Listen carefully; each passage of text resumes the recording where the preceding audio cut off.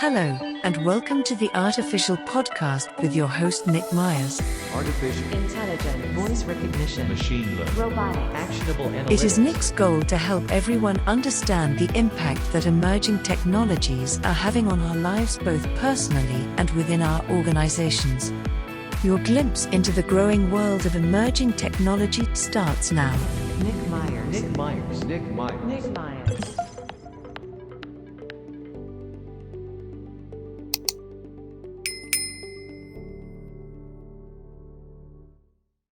Hey there, Artificial Podcasters. Welcome back to another week and another episode of the Artificial Podcast.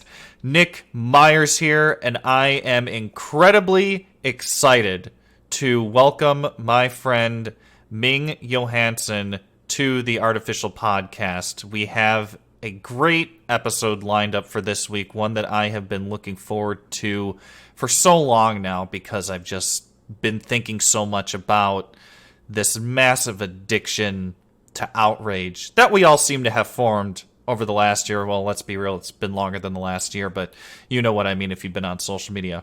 But before I invite Ming and beam her directly from Australia into the Artificial Podcast, let me tell you a bit about my very, very good friend, Ming Johanson. Ming works with businesses across the globe, from training social media to managing, with her team, complex digital strategies that deliver tangible and desirable financial returns.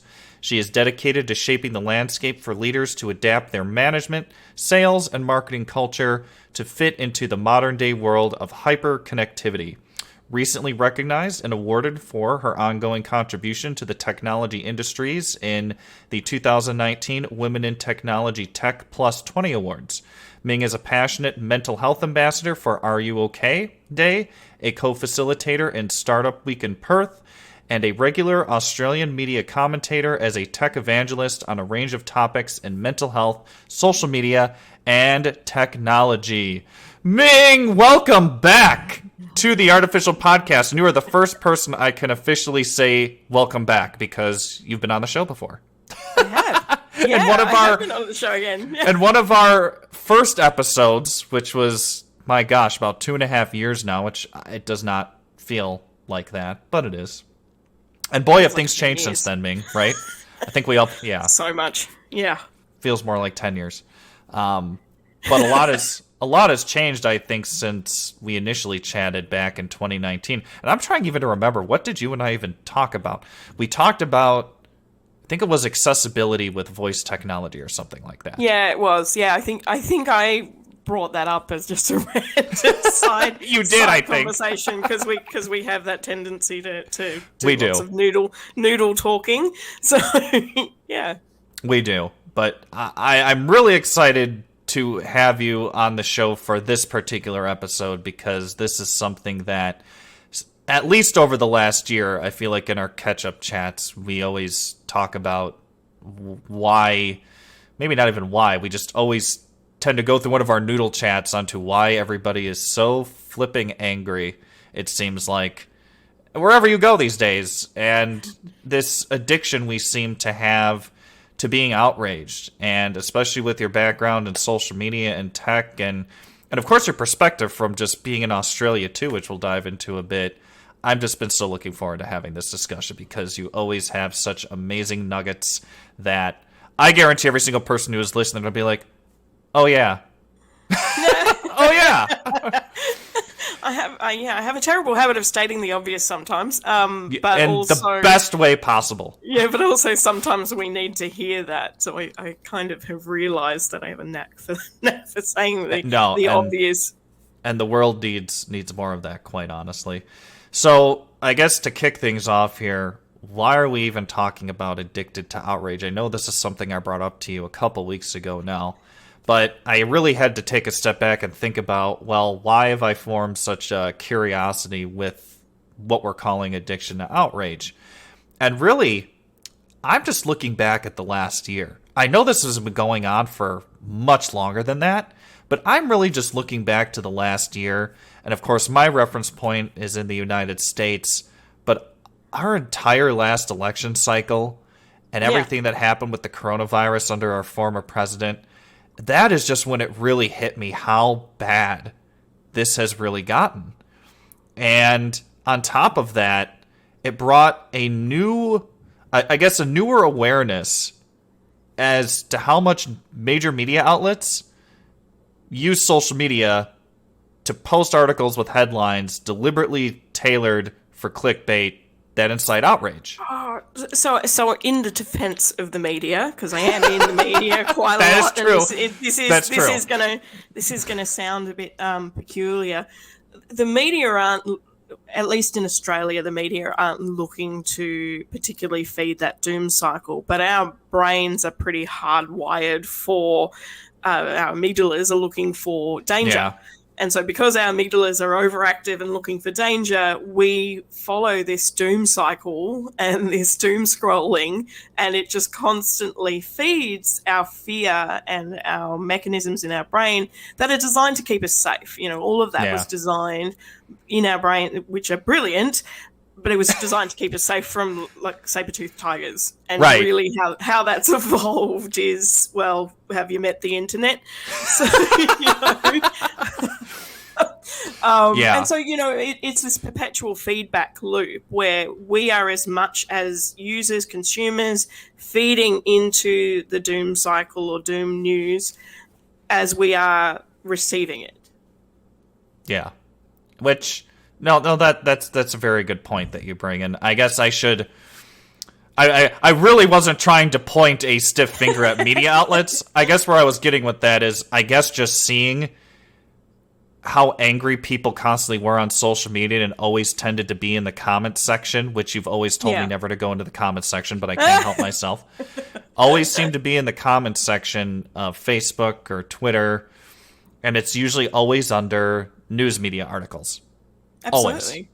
Always under news media articles. So that's what I was alluding to with that, where it just generated a newer awareness for me as maybe a potential part of what is leading to this increase in outrage addiction. So I think my realization for this was a couple of elections ago, where in Australia, where we have this particular woman who's not very lovely, and she particularly Pauline Hanson. Yes, that one. So she has a tendency to hook into whoever is the hated group of the week. And so in the 80s, 90s, it was the Asians, the Asian invasion. Australia was being invaded by Asians, and, they were a scourge on society. And, when the election came around again, where she was re-entering politics, it was then the Muslims, because and it was her entry speech into Parliament was the identical speech that she gave in the 90s. She literally just swapped out Asian for Muslim. My gosh. So there was this real, for me, there was this real experience of how did this happen? and B, how am I so closed off with my society that 10% of Australians voted for her?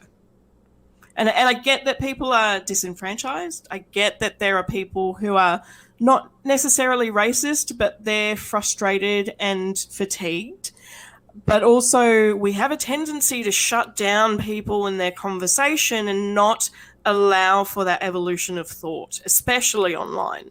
Yeah. And then after that election, we also had a referendum on gay marriage in Australia. And that was probably a really big turning point, having gone through that with Pauline Hanson and then going through the referendum for gay marriage.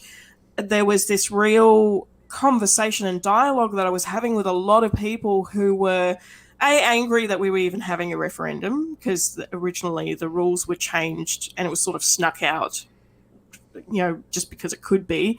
Yeah. And a lot of my conversation around that was, well, we actually need to have a very public conversation in order for it to stick. We actually need to have a very public conversation within the entire nation so that there is no takesy-backsies.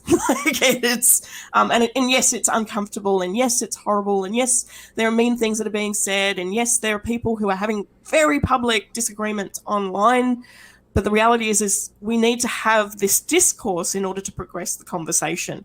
If we just shut down conversations, nobody grows from that. Nobody changes from that. Instead, what you do is you isolate people into their little subsector groups, and they just feed each other. And that's, which the technology of social media does incredibly well, because all you have to do is join a few Facebook groups. And of course, as you doom scroll and you start liking certain pieces of content or you start commenting on certain posts, the algorithm learns about that immediately. And now you're just being fed the same stuff over and over and over again without any contradicting thought whatsoever. Welcome to the echo chamber. Right. And so anytime you might see that one person or Uncle Steve who, always at the barbecue will say something unhelpful or racist, normally you would address that conversation in a barbecue. But then when you switch that to online, it's not just Uncle Steve that you're dealing with. It's literally everyone on the internet. Right. And so that conversation spirals out of control to a point of being unhelpful. Well, and people I'm just going to use the term vicious because that's the only way I can describe it from what I've seen. People are vicious on the internet when these discussions, I'm not even going to call them discussions, they're downright arguments. Where it's one side versus the other and there's no middle ground whatsoever, but people are vicious. I cannot believe some of the horrible things I've seen people say to one another, and it's all because they're behind a screen, right? It's not. Yeah, of course. If there was any situation where we were sitting across a table face to face from one another, or these people were doing that, it would be, of course, as we know, night and day. But I just cannot believe, even in a digital space, why people feel comfortable enough to say the vicious things that are being said. I don't know if it's comfort, and I don't think it is a comfort. So there's two schools here. So one is there's a group of people who deliberately agitate, and they're doing it just to be nasty, or they're bored. And those people, let's just call them the 10%. That 10% just don't even bother engaging with them, because they're not even they don't even necessarily believe the stuff that they're perpetuating on the internet. They're just doing a fun narcissistic game for themselves. Right. Then you've got the rest of the internet, and the rest of the internet are fatigued, overwhelmed, tired. They're already dealing with all of the stuff in their lives, and then they see something or an injustice that goes on, and they feel righteous in jumping in to support that injustice and try and help. Now, the challenge with all of that is if the moment that you step into name calling, and the moment that you start to make it personal towards that person rather than engaging in a conversation. And what I mean by engaging in a conversation is asking them questions to figure out how they got to that conclusion. Yeah. So I ran an experiment. I started running this experiment maybe 6 years ago. On my social media, you will notice that everything is public. I don't actually have anything limited on audience. I don't have it limited to just my friends only. Everything is public on every single platform, including Facebook. And I've done that for the last 6 years because I figured, well, if it's going on the internet, there is no such thing as privacy. Somebody's going to screenshot it anyway. So, even if it was private, right. Any one of my network, which is thousands at this stage, can screenshot it and put it somewhere else. And so there's a few things that go on there. One is, well, what is really private? And if it's private, does it need to be on the internet? Probably not. B, if it's something that I am going to say on the internet, am I willing for it to be plastered on a billboard over the freeway? Yep. I remember us talking about that so long ago too, and I think it was that discussion that kind of changed some of my social media habits too, and what I posted, to be quite honest. Yeah. Because, how would that affect my business? How would that affect my community standing? Am I willing for that thing that I have said self-contained on the internet to be posted up on a billboard over the freeway. Am I okay with that? Am I okay with my grandma seeing that? It turns out that my filter for my grandma is actually pretty loose. Because she's great and quite progressive. Unfortunately, she's passed away now, but she was wonderfully open and very receptive to a lot of the things that I would talk about. So, that is my filter for what goes on the internet and how I engage in conversation. So I don't engage in anything that's unkind. It's not hard to be kind. Actually, maybe it is. Maybe it is hard to be kind. We're so frustrated and fatigued, right? Right. So, I think so, is it kind? Is it true? Does it matter? They're the three rules that I kind of abide by in any sort of engagement, online or offline. Is it true? Is it kind? Does it matter? Yeah. Well, but that's the thing. That's how you and I think, and I know there's a lot of people that think that way. But the last year, I think we both can agree, revealed that there's a very large percentage of the population who does not think that way. Of course. And that's, I guess, what I've been trying to figure out and really think through is, why is there that disparity between people like you and I who recognize that about the internet and the representation of yourself on the internet, and there's a very large group of people on the other side, I would say even larger than the group of people like you and I, who do not view it that way whatsoever. And that's where I've been thinking, is it an addiction? Are we so accustomed to arguing with people in the digital space in conjunction with all of the negative news, in conjunction with certain people on the internet or certain entities that stoke the fire? Like, what? How does this group of people that don't get that, like, do you know what I mean? Like, I'm really trying to understand it, So I guess I kind of want to address the term addiction. Right, so addiction is typically a symptom of something else, which basically means if you're using addiction to either distract yourself or remove yourself from whatever situation that you might be in, and it might be depression, it could be mental health, it could be fatigue, it could be a whole bunch of other things, could be a bad marriage, could be the fact that you've realized that you're living at home with the one person and you're stuck in quarantine and you actually don't like each other very much, right? Like there's lots of elements that go on in our lives, and certainly there were a lot of divorces that happened as a result of COVID and lockdowns. So if we're talking about addiction, that addiction to outrage, it's a distraction tactic from the stuff that's going on for us in our lives.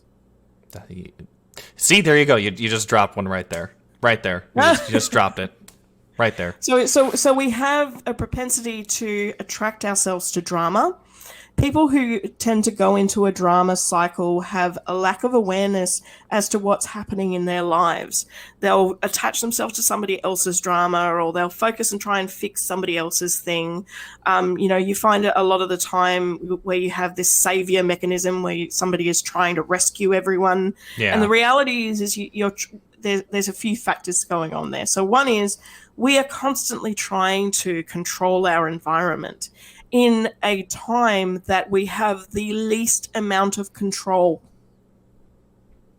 right? We have the least amount of control in our environment. We can't, in terms of lockdowns, we can't control that. In terms of a pandemic, we can't control that. In terms of the news cycle, we can't control that. And what's an interesting thing to share right now is I actually haven't watched the news properly on the television since I was 15. Yep. So unconsciously, I already knew that was not helpful for me. I would watch the news and I would feel depressed and overwhelmed that I couldn't do anything or I couldn't fix anything. And so I just stopped. I stopped watching the news because it's like, how is it? It's not informing me. If I really need to be informed, I'll know. Somebody will tell me. The internet will tell me. But then the news entered the social media arena, and that's actually been really hard to filter because your friends will share a headline or somebody will be outraged about something on the news and they'll share it on social media. So I'm actually using social media a lot less now than I did 5 years ago, 2 years ago. Oh, absolutely. Same for me. The last several months, I've kind of fallen off the face of the earth, to be quite honest. Yeah. So, I'm managing my intake of social media because I'm quite aware that my mental health feeds off the negative. And I can't. I've got so many other responsibilities in my life that, I focus on the things that I can control. So what can I control? I can control my immediate environment around me. I can control my health. I can control what I'm consuming and what I'm eating and what I'm looking at on television, right? Right. So and even I've had definitely moments where I've Netflix binged to oblivion, right? Guilty. Same. I think we've all done it. Right. Well, and you look specifically over the last year, and when you're trapped inside, and to your point about having no control, what are you going to do? You're more than likely going to pull up your phone and go on the internet, scroll through Facebook, scroll through Twitter, and succumb to the... I'm not going to call it discourse. I'm just going to call it the drama, to the point you just made earlier. Succumb to the drama. And maybe then this goes into something I really wanted to touch on here. When we look at, I guess, this greater discussion of being addicted to outrage and the fact that the angriness, we'll call it, the angriness of everybody tends to occur on social media platforms. Of course, primarily Facebook and Twitter, I think, are the big two. Is it, I think there's various people trying to point fingers, right? Like, it's the fault of the platform, but no, it's the fault of the user. Is there a fault of anybody? Is it the fault of the platform? Is it the fault of the user? This is something I know you and I have talked about, and I know we both view this similarly yet differently at the same time, so I'll let you start. I try very hard not to blame the technology. The technology hasn't got an emotion. Right? It's designed by people with the best of intentions, and every piece of technology, every tool, everything that's ever existed really typically is designed with good intention. But then somebody somewhere will use it for the wrong intention. So the tool is not the issue here. Like, humanity's got a real problem. And really what I believe is the internet reveals us. It reveals us as a society. Right now there's a whole discourse going on around Israel and Palestine, and that's hard to unpack because there's so much in that. Oh, there's so much in that. Right? There's so much, and you're dealing with 70, 80 years worth of history of stuff. And it's impossible for you to comment on it appropriately. There is no way. It's impossible, right? So I always sort of bring back the humanity. Where is our humanity? Where do we find our humanity for people's lives and the value of a life? Yeah. And that's the thing that I kind of focus on, is where is our humanity? So. But again, we get distracted and overwhelmed and fatigued. Well, and the thing is, I very much agree with your point about it's not the fault of the tool, because the tool is just the tool, and there'll always be nefarious actors that come in to misuse the tool. However... Well, a hammer is a hammer, right? So a hammer can be used to build something or break something. No, absolutely. And I agree with that 100%. Like, I've always been, I think, more on the side of, it's how we use it.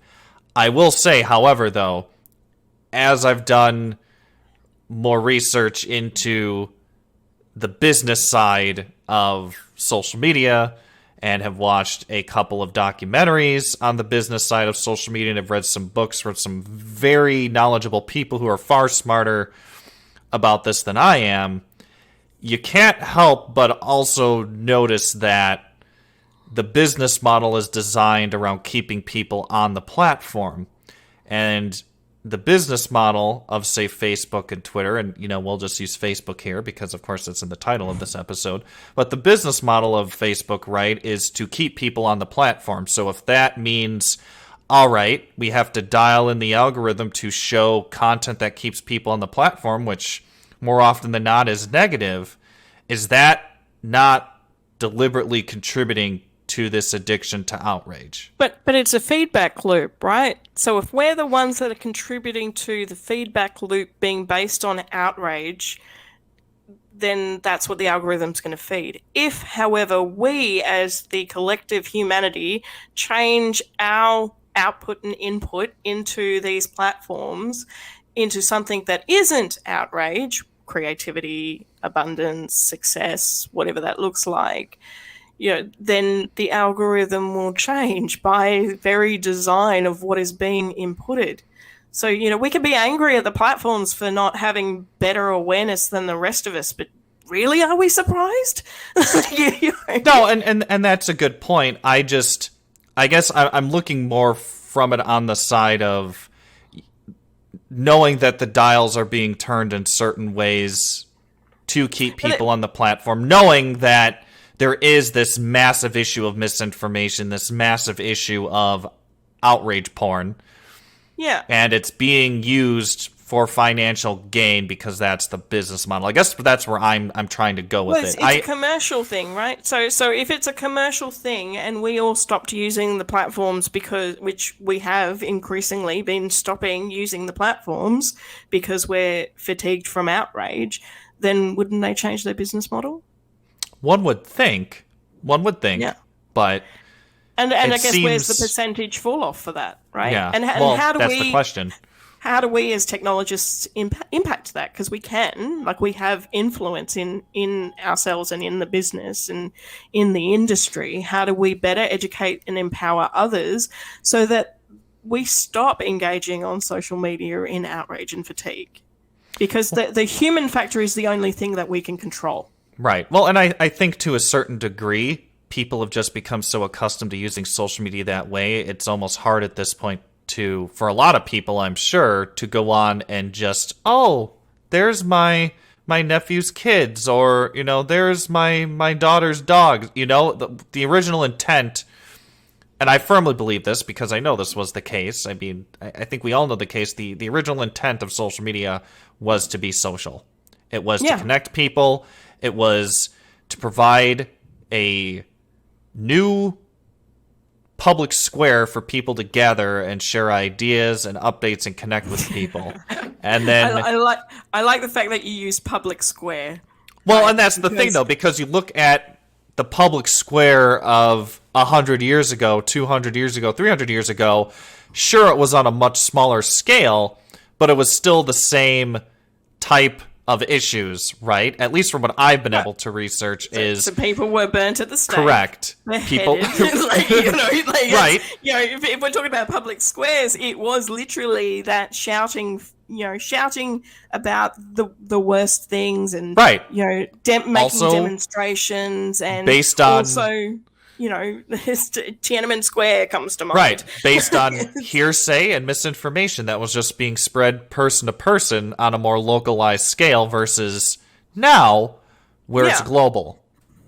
So this is my point, is humans haven't changed. Our behavior is exactly the same as it was before the internet. So really, all what I believe, internet and social media and all of these tools have just revealed us. Because it's actually quite easy in smaller subgroups for us to ignore what's going on in the bigger picture because we're only looking at what's in front of us or what's in our local community. When we're looking at that on a bigger scale, it's hard to fathom, it's hard to wrap our heads around. Like I've heard a lot of the time last year, it's 2020, how is this still happening? Right, when we had the Me Too era sort of step into things, everybody's like, "It's 2020. How did this happen?" Because we actually haven't changed. Nothing has changed in humanity. We just have technology filters. Well, and I, for anybody listening, I'm really not trying to come across as I think social media is completely evil and the technology behind it is evil. I do not think that, because you look at the last 20 years. I mean, social media gave rise to the Arab Spring. It gave rise to the Me Too movement, like you mentioned. It helped recently Black Lives Matter organize more efficiently. Absolutely. I mean, it's been a tool that has led to a massive amount of progressive and deeply needed change. But I guess I'm still hung up on the fact that they're all owned by private entities, so at the end of the day, their number one goal is to please shareholders and make money at any cost at the expense of So here's all the of the hate question. porn. Here's a question then. What if that was government owned? Would that be Oh. better? Probably not. Yeah. Just gonna fire from the hip on that one real quick. Well, I guess it would depend on the government, though, right? Because there are many governments out there that do not Some pretty value awful free governments speech. out there. Yeah. Right. There's many governments out there that do not value free speech. There are some, of course, that do. But yeah, no, I don't think it would be better if it was run. by the So then government. what option are we left with? So corporations, governments, then what? I think change. Hey, give me a second. I think change on both sides, right? So Yeah. to the point that you've been making, where humanity, on the whole, needs to change, but realistically, that may or may not ever happen. I mean, I'm just throwing that out there at this point. So one of the things that I've often said in the past is that there are a few key things that need to change in society. One is a universal income. The other is free education, and allowing for that knowledge and allowing for removing of fatigue of financial stress. If people have an abundance of food, of accessibility to education, as a society, we raise better and we do better, but we're constantly at our wits' end trying to make ends meet. So we are always going to be reliant on this commercial ideal or this capitalist ideal because we need money. Like, we need money to exist. Well, and as we know, the more stressed out you are, the more susceptible you are to external factors such as Absolutely. misinformation and lack of trust in formal institutions and Absolutely. a whole handful of different things, which is why I think it's fascinating. You look at some of the demographic studies that at least have been done here in the US, and I'm sure it's similar in Australia, but the people that seem to be more susceptible to this misinformation haven't got the greatest education, are typically lower on the income scale, and haven't really traveled outside of their immediate geographic area. Yeah.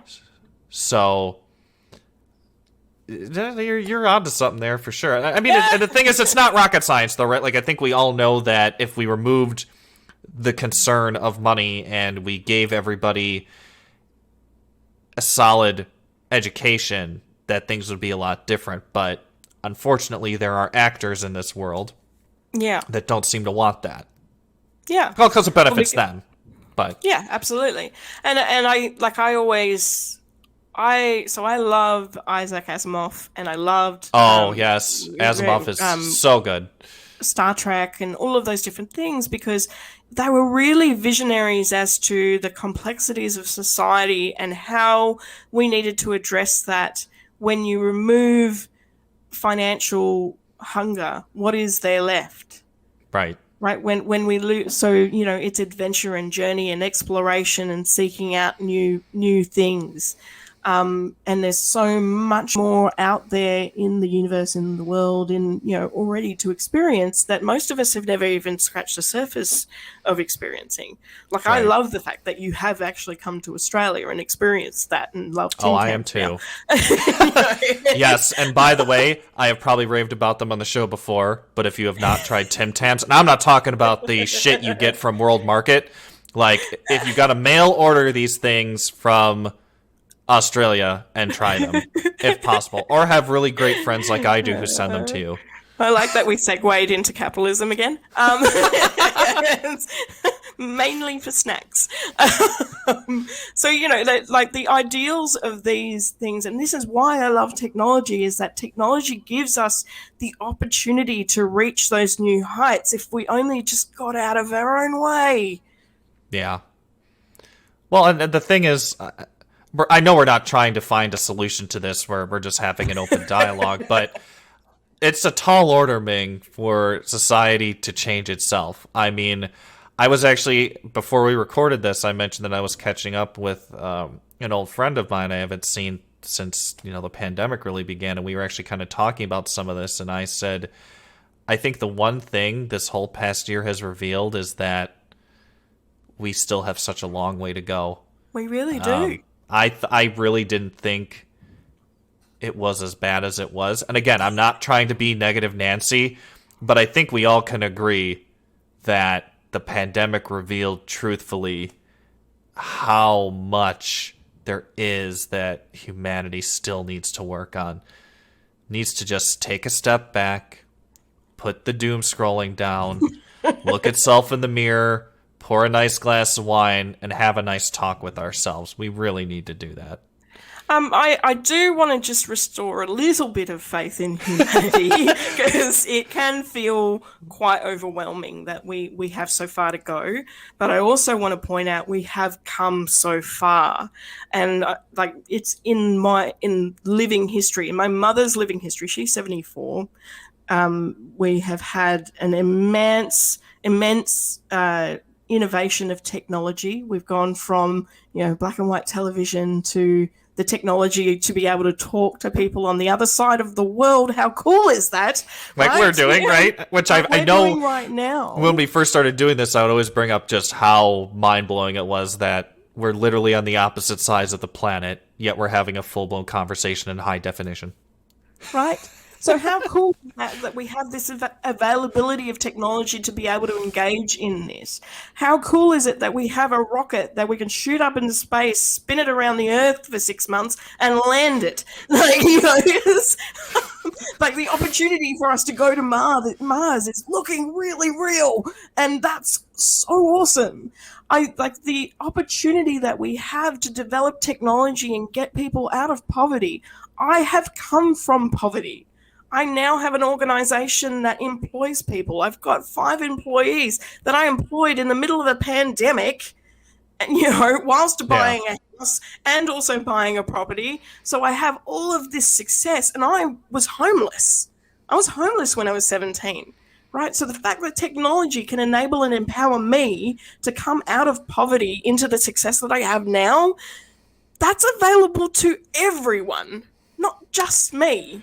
Yeah, well, and then that even, again, I think further reaffirms what you've been saying, because I think it's switching then ultimately this outrage addiction and from, it's very much a scarcity mindset I think people fall into. When you start looking at this whole thing from an abundance mindset, the opportunity is there, and you don't fall into the trap of outrage addiction and just doom scrolling constantly. Yeah. But again, I know you and I do that. I know a lot of the people that we know and associate with do that, but it's rough. So yeah, it is. Absolutely it is. And it's really hard to switch from that scarcity mindset to abundance mindset, having had to have done that.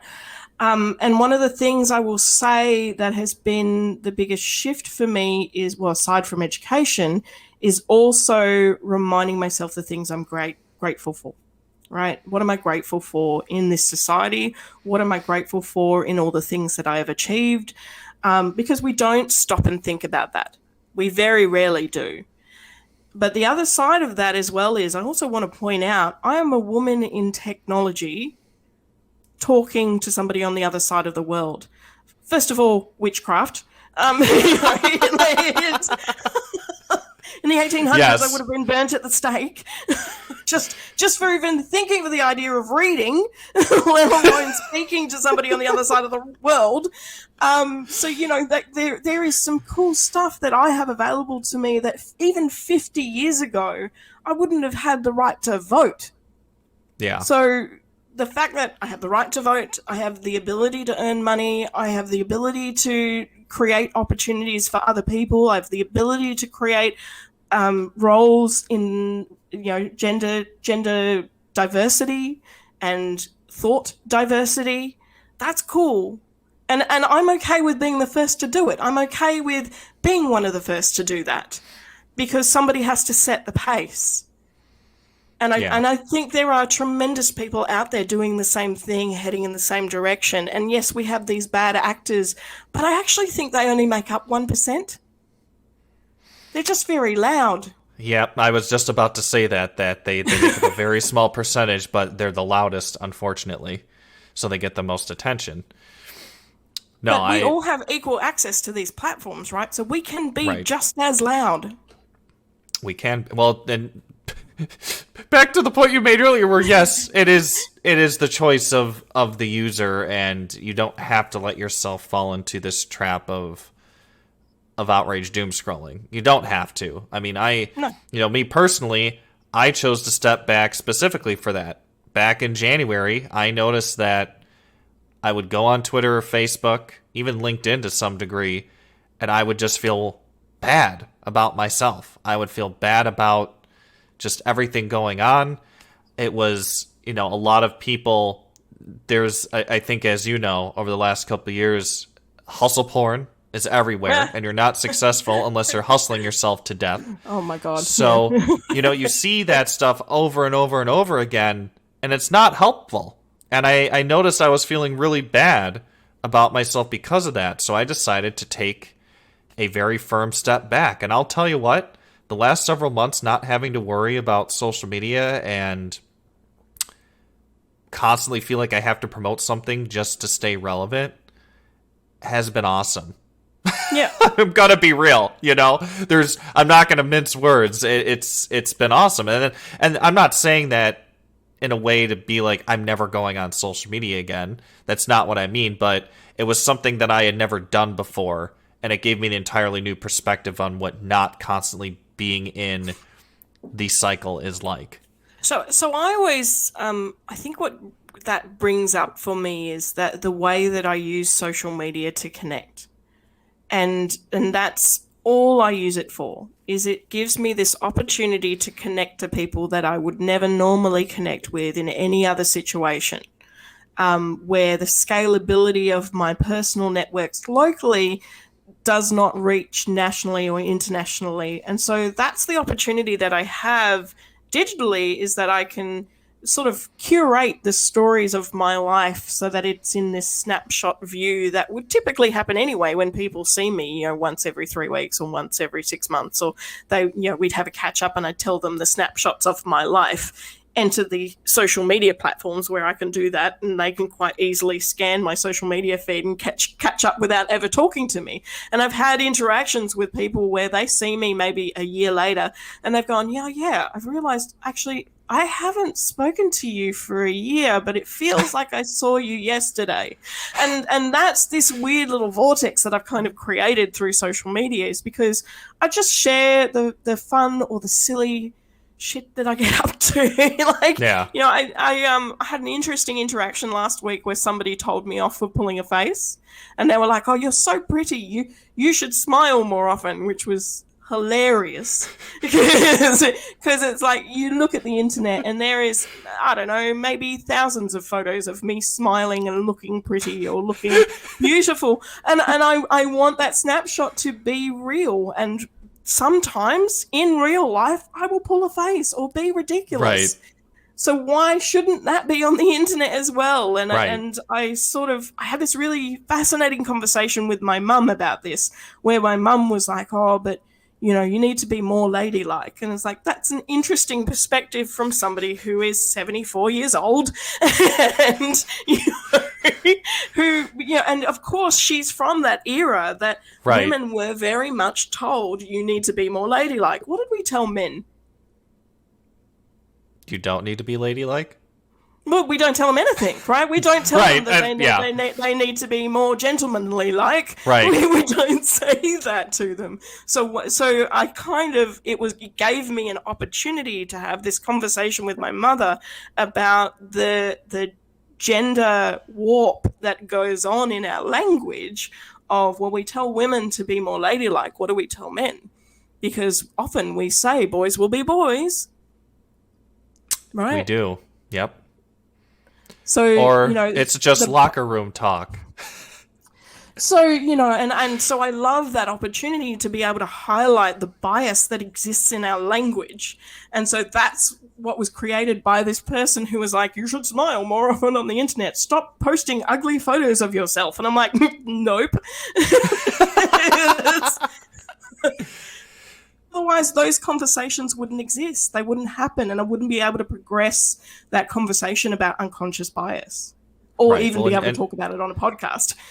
Well, and you and I are very similar in that respect, because when I was very active on social media, I wouldn't really hold back either. I of course would try to be conscious because, right, I'm a business owner, and you don't want to put something out there that will totally make you look like a fool, but you have fun with it. It's meant to be, it doesn't need to be, again, this hate porn, negative, put something out there to just make people argue type of thing. And yeah, I just hope people start recognizing this a bit more and really start pulling themselves out of the doom scroll cycle and the outrage cycle. And So I have a mission sort of for everyone to encourage them to try something different, which is embrace the silly. What is the silliest thing that happened to you this week, and share it? Right? Like it gives us a break. And I kind of relate it to, when you go to your letterbox and you get like a bunch of bills. And then every now and then, I've got a friend, like my best friend, she sends me postcards every now and then. She lives down the road. She's not even that far from me, right? But she sends me postcards because it gives me relief from the fatigue of bills. And I love that.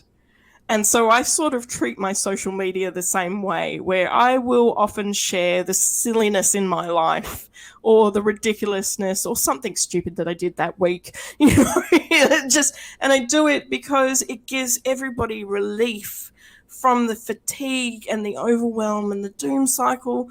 And that's nice. Like, why do we think that puppies and kittens do so well on the internet? I was just going to say that. I'm like, there is a reason, no matter if it's a dog or a cat, it has the highest number of views. Always. Yeah. Always. So that's the mission for everyone. Everyone listening to this podcast, everybody tuning into the show or watching the clips back on YouTube. The reality is, like, try that one mission. Is just share the silliness in your life. And sometimes it'll be a dialogue between me and my partner, right? Like, and there's some ridiculous things that we say and do to each other, which I love. Like, I love it. And it gives, like, recently I did a... And this is actually something that I admire Brett for. And you go to Brett's Facebook page, Brett only shares funny TikTok videos and silly aspects of his life. Yeah. Always. Yeah. And I told him, I go, why do you just share funny stuff and nothing else? He's like, why would I want to share something that doesn't make me laugh? Isn't that the whole reason of social media? And I'm like, solid point.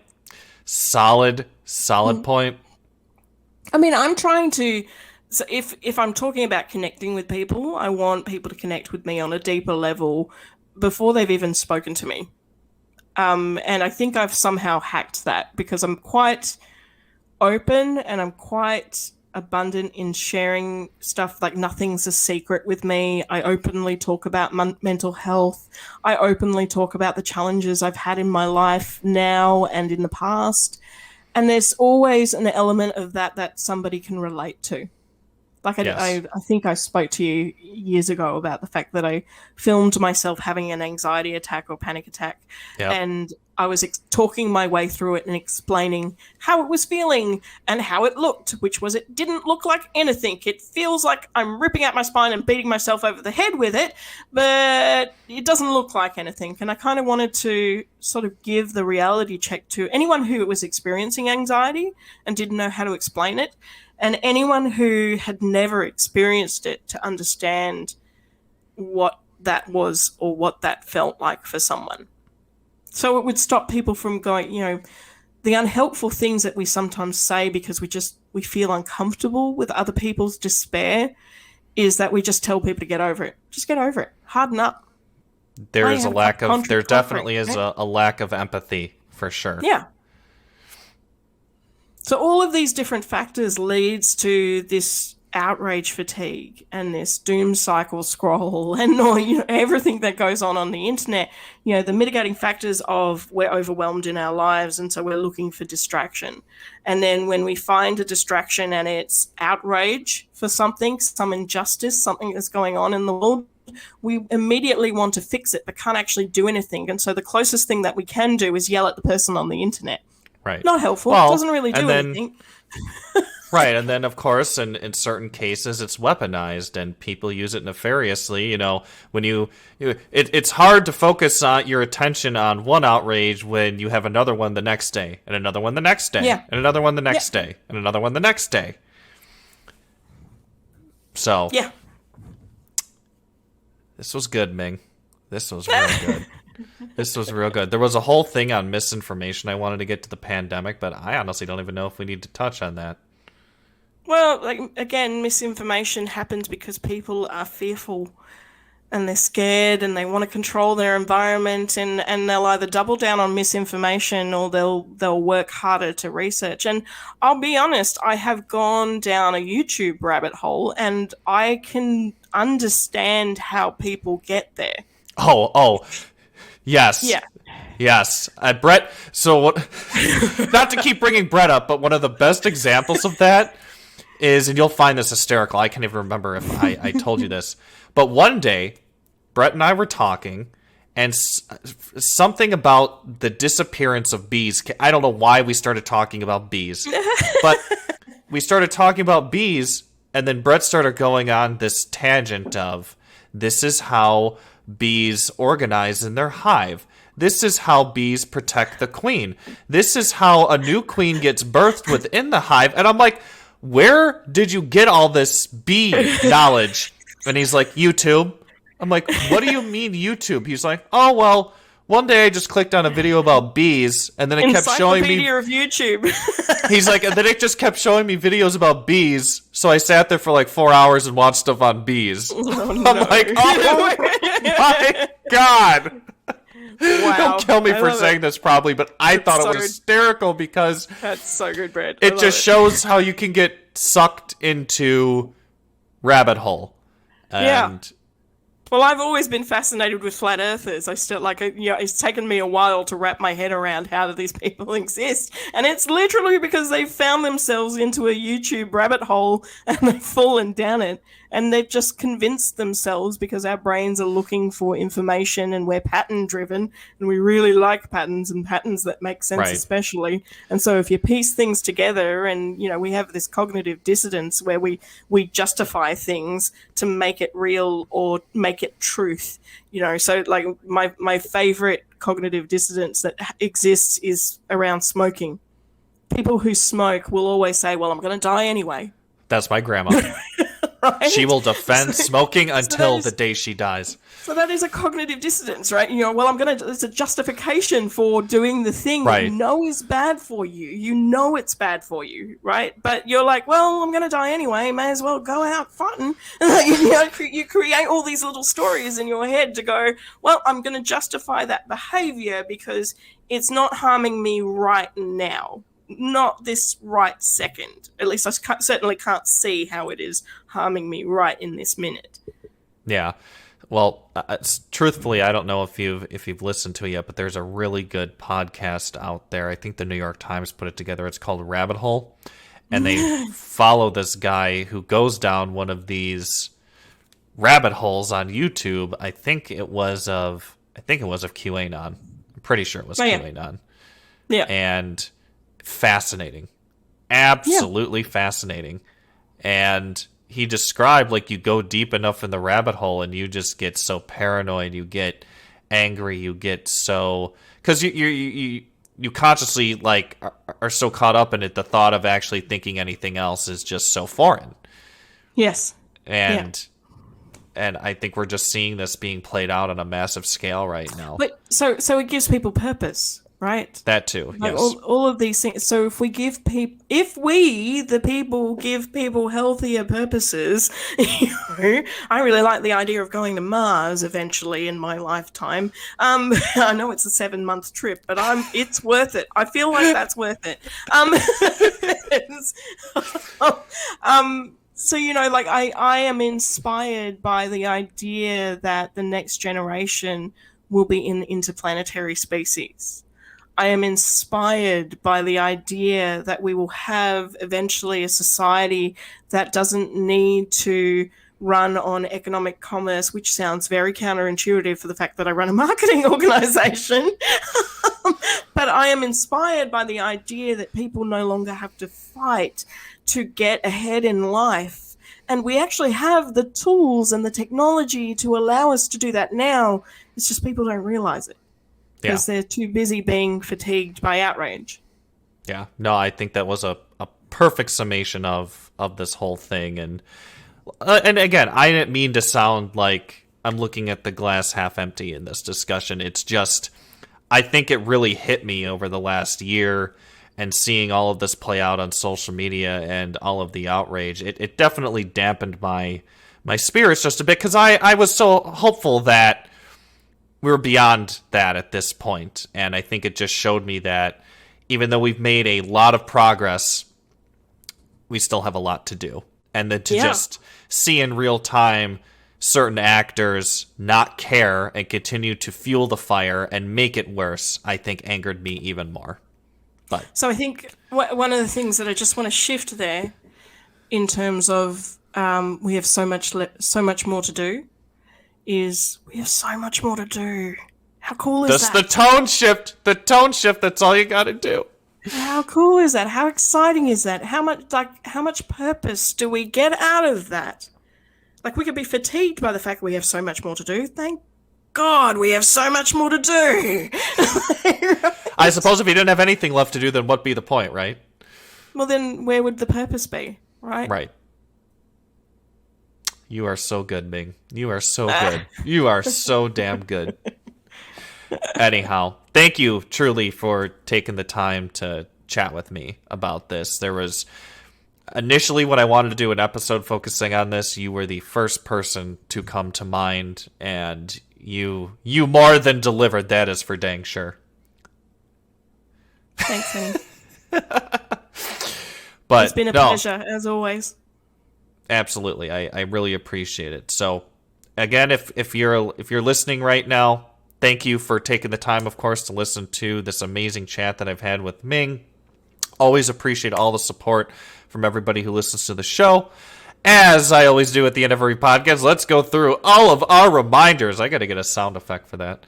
But if you're watching this on YouTube right now, make sure to smash that subscribe button on YouTube and click the bell for notifications. You can also become a Patreon subscriber to the Artificial Podcast. You can head to our website to learn more. We have some very neat add-ons to the podcast if you become a Patreon subscriber. Make sure to also join our Discord community, which you can also find on our website. Again, we had a Facebook group, but it didn't work, and I live on Discord, and Ming can attest to how great Discord is, so go join the Discord server. You won't be disappointed.